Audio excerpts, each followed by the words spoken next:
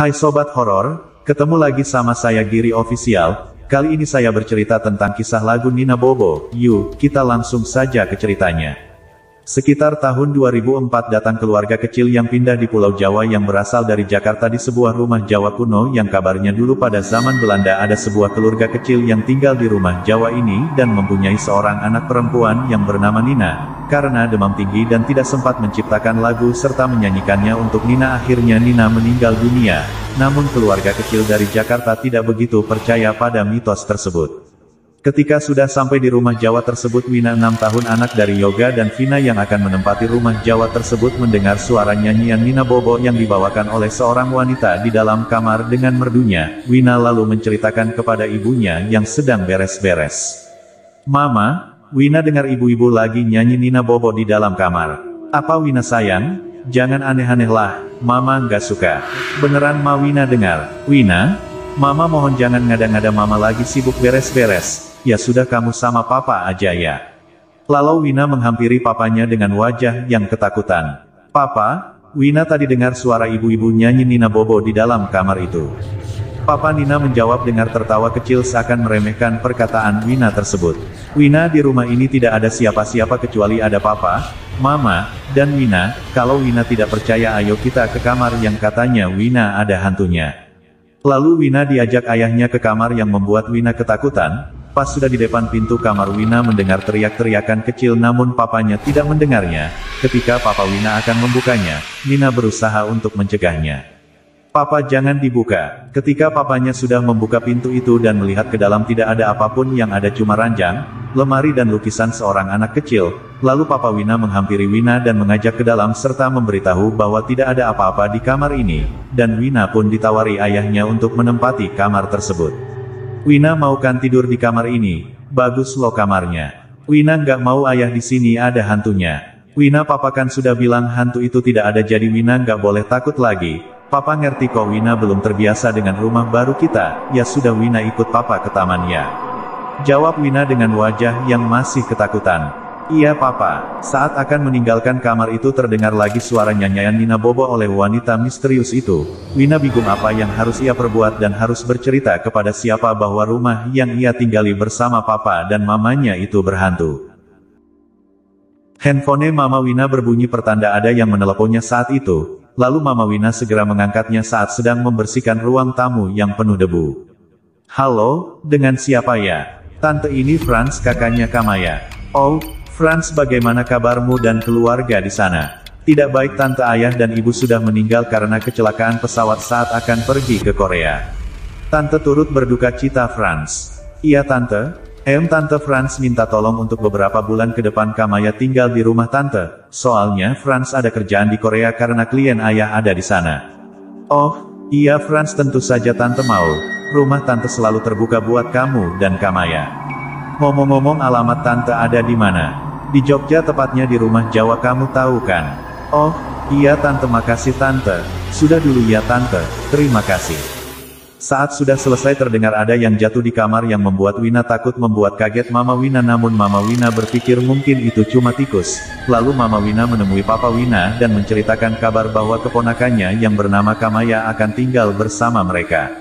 "Papa, Mama ada kabar buat Papa." "Apa Ma? Sepertinya penting sekali." "Papa masih ingat Kamaya, keponakan Mama yang ada di Batam?" "Oh, iya Mama, Papa ingat Ma.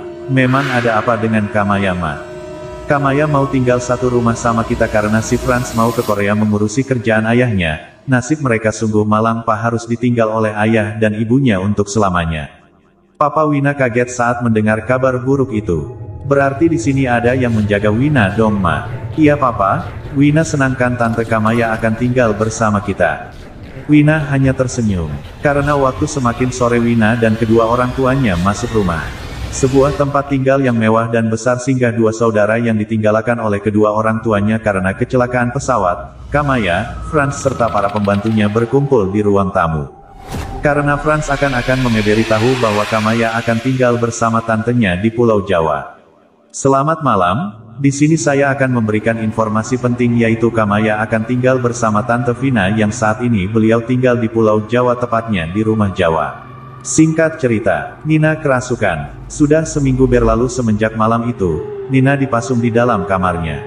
Tangannya diikat dengan seutas tambang. Keadaan Nina makin memburuk, tubuhnya semakin kurus dan pucat, rambut pirang lurusnya sudah kusut gak karuan. Ibu Nina hanya bisa menangis setiap malam ketika mendengar Nina menjerit-jerit. Ayah Nina gak tahu harus berbuat apa lagi, karena kejadian aneh seperti ini gak pernah diduganya. Karena putus asa dan gak tahan melihat keadaan anaknya, ayah Nina pulang ke Belanda sendirian meninggalkan anak dan istrinya di Nusantara. Pembantu rumahnya pun pergi meninggalkan rumah itu karena takut. Tinggallah Nina yang dipasung dan ibunya di satu rumah yang gak terurus. Kembali lagi pada satu malam badai namun aneh, saat itu terdengar Nina gak lagi menjerit-jerit seperti biasanya. Kamarnya begitu hening, perasaan ibu Nina bercampur aduk antara bahagia dengan takut. Bahagia bila ternyata anaknya sudah sembuh, tetapi takut bila ternyata anaknya sudah meninggal. Ibu Nina mengintip dari sela-sela pintu kamar Nina, dan ternyata Nina sedang duduk tenang di atas ranjangnya. Gak berkata apa-apa tapi sejurus kemudian dia menangis sesenggukan. Ibu Nina langsung masuk ke dalam kamarnya dan memeluk Nina erat-erat. Sambil menangis Nina berkata, "Ibu, aku takut." Lalu ibunya menjawab sambil menangis pula. "Gak apa nak, ibu ada di sini. Kamu gak perlu menangis lagi, ayo kita makan. Ibu tahu kamu pasti lapar." "Aku gak lapar, tetapi bolehkah aku meminta sesuatu?" "Apapun nak, apapun. Aku ngantuk, rasanya aku akan tertidur sangat pulas. Maukah ibu nyanyikan sebuah lagu pengantar tidur untukku?" Ibu Nina terdiam, agak sedikit gak percaya dari apa yang didengar oleh anaknya. Tapi kemudian ibu Nina berkata sambil mencoba tersenyum. "Baiklah, ibu akan menyanyikan sebaik lagu untukmu." Setelah sebaik lagu itu Nina terlelap damai dengan kepala di pangkuan ibunya, wajah anggunnya telah kembali. Ibu Nina menghela nafas lega, anaknya telah tertidur pulas. Tapi, Nina gak bergerak sedikit pun, nafasnya gak terdengar, denyut nadinya menghilang, aliran darahnya berhenti. Nina telah tertidur benar-benar lelap untuk selamanya dengan sebuah lagu ciptaan ibunya sebagai pengantar kepergian dirinya setelah berjuang melawan penderitaan. Lagu tersebut sudah ada sejak nenek moyang kita. Tapi tahukah Anda di balik lagu yang cukup sederhana itu ada kisah tragis di balik ceritanya? Kelihatan memang gak ada yang ganjil dari lagu tersebut, tapi pernahkah Anda coba bertanya pada seseorang tentang siapakah gadis bernama Nina dari lagu tersebut? Konon katanya ketika Anda menyanyikan lagu ini untuk pengantar tidur anak-anak Anda yang masih kecil, bayi, tepat ketika Anda meninggalkan kamar tempat anak Anda tertidur, Nina akan datang ke kamar anak Anda dan membuat anak Anda tetap terlelap hingga keesokan paginya dengan sebuah lagu. Ketika Kamaya sadar ia ingat bahwa semua ini terjadi agar pandangan mitos ini bukan sekedar mitos tapi memang kenyataan mulai dari terciptanya lagu dan kisah-kisah tragis. Sebenarnya masih banyak lagi kisah-kisah yang berhubungan dengan mitos namun itu akan menjadi sejarah tersendiri. Dan ingat satu hal lagi bahwa dunia lain itu ada percaya atau tidak percaya itu kenyataan ada tapi kita sebagai manusia harus percaya pada kuasa Tuhan. 5 bulan kemudian, semenjak kejadian yang Kamaya alami ia sudah tidak takut lagi dengan suara anak kecil nangis dan suara nyanyian Nina Bobo dari ibu Nina. Saat itu juga Kamaya akan meninggalkan rumah Tante Vina itu karena ia sudah dijemput kakaknya untuk ikut ke Korea. Apa yang ia alami akan menjadi pengalaman yang tak terlupakan. Saat Kamaya sedang melihat kamar yang misterius itu ia sadar ada sebuah lukisan entah itu wajah siapa akan menjadi sebuah misteri. Saat akan meninggalkan kamar itu Kamaya melihat lukisan itu menangis darah dan datanglah sebuah alunan lagu Nina Bobo aku pun ikut menyanyi juga sambil melihat Wina yang ketakutan lagi sambil tersenyum. Setelah Kamaya masuk mobil dan berangkat terlihat dari kejauhan di rumah Tante dan Om Kamaya ada Nina dan Ibu Nina yang akan abadi di rumah itu. Nah, sampai di sini dulu sobat horor, semoga kalian terhibur, sampai ketemu lagi di cerita horor selanjutnya, jangan lupa tekan like dan subscribe-nya, terima kasih, Sampurasun.